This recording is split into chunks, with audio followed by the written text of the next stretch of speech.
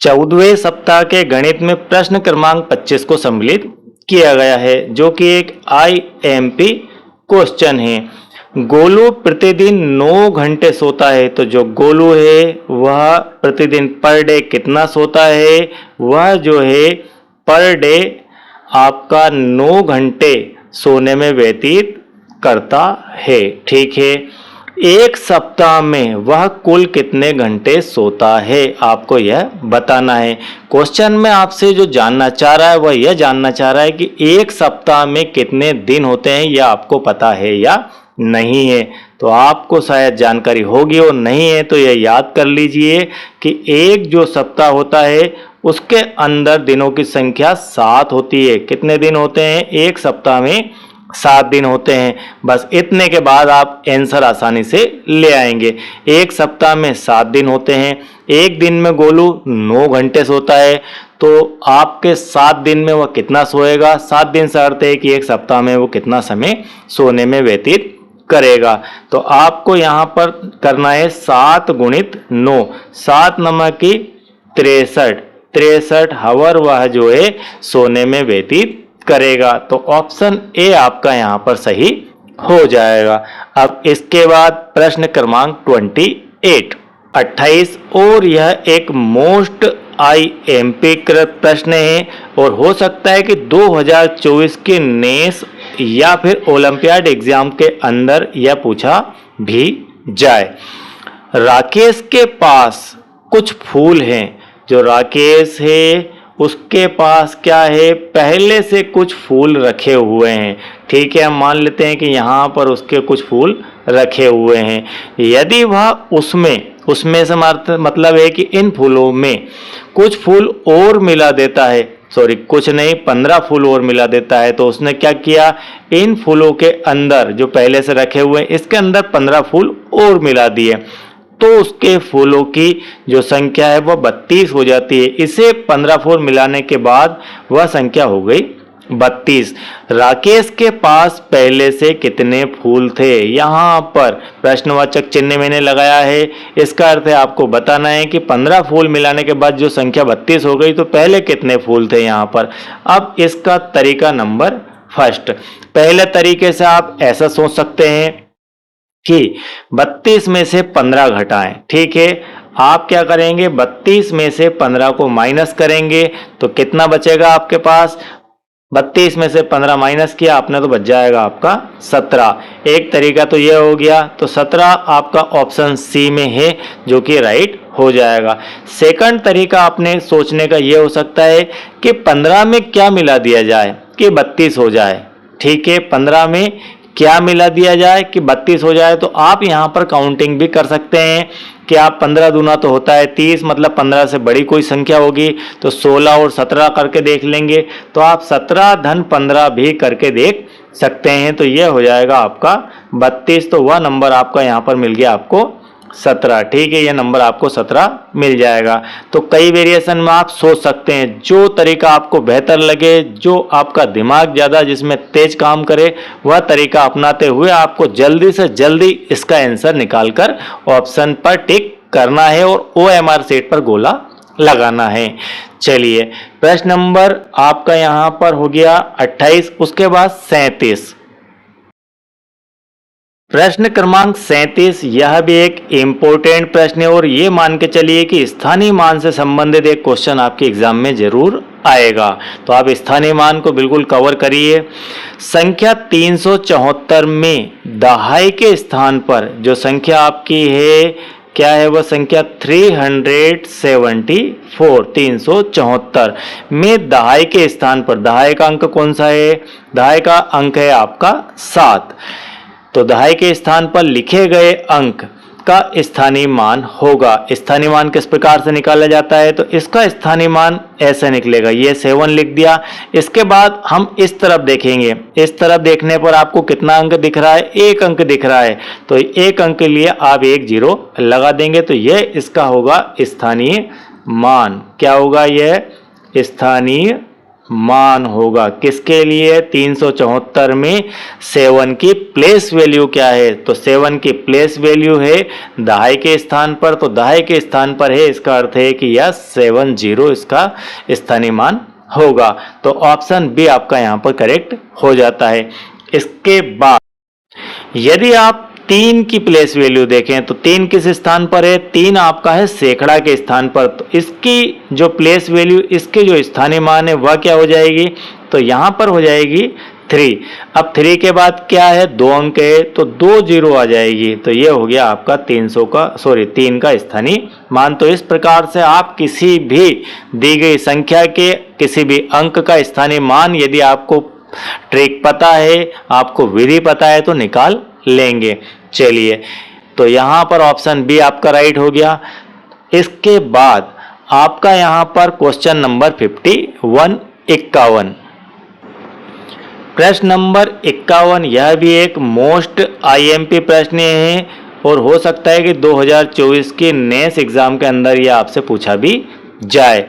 दीपा के पास 432 रुपए हैं। दीपा के पास कितना पैसा है, दीपा के पास जो पैसा है वह है 432 रुपीस। ठीक है, आगे बढ़ते हैं। उसने 125 रुपए के खिलौने खरीद लिए, तो जो दीपा ने खर्च किया खिलौनों पर वह कितना किया है, तो जो उसने खिलौना खरीदा है, खिलौने खरीदे हैं, वे खरीदे हैं 125 रुपीस के। 125 रुपए उसने खिलौनों पर खर्च कर दिए। अब दीपा के पास कितने रुपए शेष बचेंगे, तो शेष रुपए जानने के लिए आपको क्या करना होगा, आपको 432 में से 125 को घटाना होगा, माइनस करना होगा।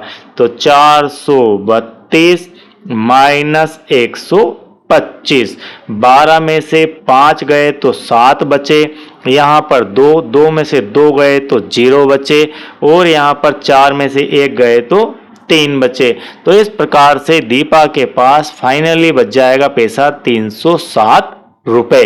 ठीक है, 432 में से 125 रुपए का खिलौना खरीद लिया, उसके बाद उसके पास जो पैसे शेष बचेंगे वह 307 रुपए बचेंगे। प्रश्न नंबर 51 के बाद क्वेश्चन नंबर 59, स्कूल के पुस्तकालय से गत वर्ष में बंटी ने 27 किताबें पढ़ी। बंटी ने क्या किया, स्कूल का जो पुस्तकालय था उससे 27 किताबें गत वर्ष में, पिछले वर्ष में पढ़ी, और बबली ने 34 किताबें पढ़ी। ठीक है, याद रहेगा आपको किस किस ने, बंटी ने 27 और बबली ने 34। ठीक है, तो बंटी ने बबली से कितनी कम किताबें पढ़ी यह आपको बताना है। किसने, बंटी ने बबली से। तो बंटी ने बबली से कितनी कम किताबें पढ़ी, बंटी ने पढ़ी थी यहाँ पर 27 किताबें। ठीक है, और बबली ने जो किताबें पढ़ी थी वह 34। तो कितनी कम पढ़ी, तो हम क्या करेंगे, 34 में से 27 को घटा देंगे। ठीक है, 34 में से 27 को घटा देंगे, तो यहाँ पर 14 में से 7 गए तो 7 बचे, यहाँ 2 में से 2 गए तो कुछ भी नहीं बचे। तो उसने कितनी किताबें कम पढ़ी, उसने 7 किताबें कम पढ़ी। किसने कम पढ़ी 7 किताबें, बंटी ने। और बबली ने कितनी किताबें ज़्यादा पढ़ी, 7 किताबें ज़्यादा पढ़ी। चलिए देखते हैं, तो यहाँ पर जो क्वेश्चन ये पूछा है कि बंटी ने बबली से कितनी किताबें कम पढ़ी, तो इसका आंसर सीधे सीधे डी वाला आ जाएगा कि 7 किताबों का उन दोनों के बीच में डिफरेंस है रीडिंग करने में। अब इसके बाद क्वेश्चन नंबर 83, प्रश्न क्रमांक 83, यह भी एक आईएमपी क्वेश्चन है। एक गांव की प्राथमिक शाला में 108 बालिका, एक गांव में स्कूल है, कैसा स्कूल है, प्राथमिक स्कूल है। तो प्राथमिक जो शाला है उस प्राथमिक शाला के अंदर क्या दिया गया है, उस प्राथमिक शाला में 108 तो क्या है, बालिका है, लड़कियां हैं पढ़ने वाली, और 98 बालक हैं, 98 बालक हैं। तथा माध्यमिक शाला में जो एमएस विद्यालय है, माध्यमिक स्कूल, उसके अंदर 96 तो बालक हैं, बॉयज हैं, और 102 बालिकाएं हैं। ठीक है, ये संख्याएं हमने नोट डाउन कर ली। दोनों शालाओं के कुल कितने बच्चे हैं, तो दोनों शालाओं में, पीएस में और एमएस में मिलाकर कुल कितने बच्चे पढ़ रहे हैं उस कैंपस के अंदर, तो आपको क्या करना होगा, आपको करना होगा इन सभी का टोटल। इन सभी का टोटल कर देते हैं, 108, 98, 96 और 102, इनका टोटल करते हैं तो 8 और 8 16 और 8 यहाँ पर 24 की हो गई 4। ठीक, 24 की 4 हासिल का 2, 9 दूना 18 और 2 हो गई 20, 2 यहाँ पर और 2 आपके हासिल वाले हो गए 4, तो उनकी संख्या हो जाती है 404। 404 ऑप्शन आपका बी में दिया गया है। तो इस प्रकार से प्रश्न नंबर 83 कंप्लीट होता है। इसके बाद प्रश्न क्रमांक 91,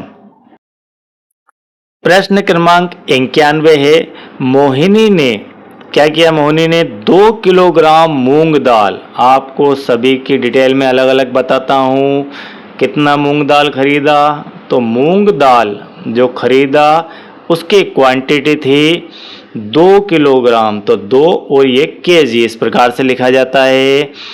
6 किलो 300 ग्राम चावल, चावल कितना खरीदा, तो जो चावल खरीदा है वह 6 तो किलोग्राम और प्लस 300 ग्राम, प्लस अर्थ है कि इसके साथ में ही है, लेकिन हमने ग्राम और किलोग्राम को अलग अलग लिखा है। ठीक है, और 6 किलो 700 ग्राम अरहर दाल, तो जो अरहर है वह दाल कितनी खरीदी, 6 तो किलोग्राम और साथ में 700 ग्राम खरीदी। ठीक है, तो उसने कुल कितने ग्राम अनाज खरीदा, आपको यहाँ पर बताना है कि कुल अनाज जो उसने खरीदा, मूंग दाल, चावल और अरहर, इन तीनों को मिला दिया जाए तो कितना ग्राम, कितना किलोग्राम अनाज हो जाएगा। अब आप क्या करेंगे, अब आप करेंगे इनका योग। यदि यहाँ पर आपको कुछ भी ग्राम में नहीं दिया है तो आप ऐसा लिख सकते हैं, मान लीजिए 00 ग्राम, इस प्रकार से आप समझ लीजिए। अब आपको यहाँ पर ऐड करने में सुविधा हो जाएगी। चलिए इसे जोड़ लेते हैं, तो 2 किलोग्राम, ये आपका 2 किलोग्राम और प्लस में 0 ग्राम। ठीक है, ये आपका 6 किलोग्राम और इधर ग्राम में 300 ग्राम, ये आपने लिख लिया, और साथ में यहाँ पर 6 किलोग्राम और 700 ग्राम ये लिख लिया। अब इनका कर दीजिए आप योग। योग करेंगे तो ग्राम ग्राम का अलग योग होगा और किलोग्राम का अलग योग होगा। 300 और 700 ये हो गया आपका 1000 ग्राम।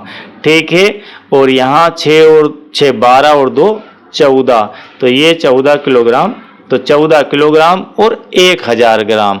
अब यहाँ पर कॉन्सेप्ट की बात समझिए कि क्या कॉन्सेप्ट है इस क्वेश्चन का। इसका कॉन्सेप्ट ये है, और ये चूंकि हार्ड लेवल का क्वेश्चन है तो हार्ड लेवल के क्वेश्चन भी 2 से 4 आते हैं और वही क्वेश्चन आपके रैंक भी डिसाइड करते हैं। तो इस प्रकार के क्वेश्चन भी हमें सॉल्व करना आना चाहिए। 1000 ग्राम, यहाँ पर 1 किलोग्राम में होते हैं 1000 ग्राम। ठीक है, 1 किलोग्राम लिख दें या फिर 1000, तो जहाँ 1000 ग्राम होता है वहाँ पर ऑटोमेटिक कन्वर्ट होके वो 1 किलोग्राम हो गया। अब मैं इसको दूसरे शब्दों में लिखना चाहूँ तो ये लिखा हुआ है 14 किलोग्राम प्लस 1 किलोग्राम।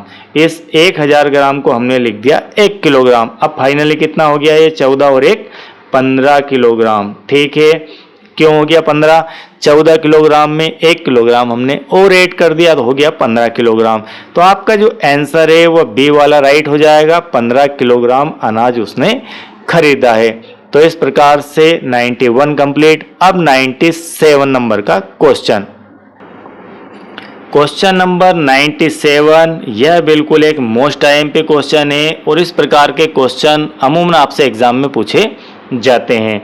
27 किलो आम को, यहाँ पर आम की क्वांटिटी कितनी है 27 केजी, ये लिख दिया 27 किलोग्राम को 9 लोगों ने या 9 लोगों में बराबर मात्रा में बांटने पर प्रत्येक को कितने कितने आम मिलेंगे। आप 27 किलोग्राम आम को 9 लोगों में वितरित करें तो कितना कितना आम आ जाए और बराबर बराबर आ जाए। यह जानने के लिए आपको क्या करना होगा, 9 का भाग देना होगा 27 में। तो 9 तिया 27 होता है, घटाया यहाँ पर 0, तो जब 0 शेषफल आ जाता है इसका अर्थ है कि आपका भाग पूर्ण हो चुका है। तो यहाँ पर 3-3 किलो आम सभी 9 लोगों को आ जाएंगे।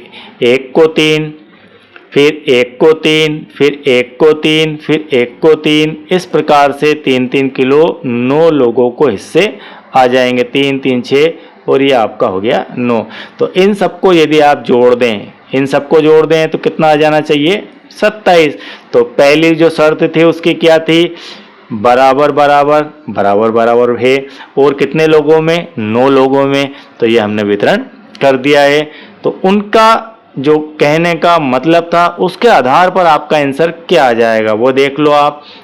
आंसर है यहाँ पर 27 किलो प्रत्येक को आ जाएगा, 3 किलो, 9 किलो या फिर 18 किलो। तो ऑप्शन बी आपका यहाँ पर राइट हो जाएगा। 3-3 किलो 9 लोगों में वितरण हम करेंगे तो टोटल आपका 27 किलो वितरित हो जाएगा। चलिए इस क्वेश्चन के बाद में आपका क्वेश्चन नंबर 101। प्रश्न नंबर 101 है, एक बॉक्स में 30 सेब आते हैं। एक बॉक्स है इस प्रकार का, इस बॉक्स के अंदर सेब रखे हुए हैं। तो कितने सेब आते हैं 30 सेब आते हैं, 30 एप्पल इसके अंदर आ जाते हैं। तो इससे 7 बक्सों में कितने सेब आएंगे। ऐसे कितने बॉक्स है 7 बॉक्स है, तो ऐसे 7 बॉक्स के अंदर टोटल सेब की संख्या क्या होगी। तो 7 बॉक्स के अंदर सेब की संख्या जानने के लिए हम क्या करेंगे, 7 बॉक्स का गुणा हम कर देंगे 30 से। एक बॉक्स में कितना है, एक जो बॉक्स है आपका उसमें सेब की संख्या है 30। तो 7 बॉक्स में कितना हो जाएगा, 7 बॉक्स में हो जाएगा 7 गुणित 30, 7 या 21, 210। तो फाइनली आपका जो आंसर है वह बी वाला हो जाएगा, 210 सेब आ जाएंगे 7 बक्सों के अंदर। अब आज के गणित का क्वेश्चन नंबर 177 और लास्ट प्रश्न नंबर 177 है, 1 किलोग्राम आलू की कीमत 15 रुपये है। जो 1 किलोग्राम आलू है उसकी कीमत दी गई है 15 रुपये। तो 15 किलोग्राम आलू की कीमत क्या होगी। 1 किलो आलू की कीमत 15 रुपये है। तो 15 किलोग्राम आलू की कीमत जानने के लिए 15 गुणित हम 15 कर देंगे। तो 15 का 15 से गुणा करेंगे तो आ जाएगा आपका 225। तो 225 रुपये उसकी कीमत हो जाएगी। तो ऑप्शन बी आपका यहाँ पर राइट हो जाता है। तो आज आपका यहाँ पर गणित समाप्त होता है। आई होप कि यह 15वें सप्ताह का गणित का एपिसोड आपको पूरी तरह से क्लियर समझ में आ गया होगा। और यदि आप चैनल के साथ नए हैं और मेरा पढ़ाने का तरीका आपको बेहतर लगे तो चैनल को सब्सक्राइब कीजिए, लाइक कीजिए और बेल आइकन को प्रेस कीजिए ताकि आपको नेक्स्ट वीडियोस के नोटिफिकेशन फटाफट मिल सके। और यदि आपने 14वें सप्ताह का हिंदी पर्यावरण विषय का वीडियो नहीं देखा है तो उसकी लिंक भी आपको नीचे डिस्क्रिप्शन में मिल जाएगी। वहां से आप जाकर प्लेलिस्ट पर समस्त 18 सप्ताह के वीडियो को वॉच कर सकते हैं। Thank you very much.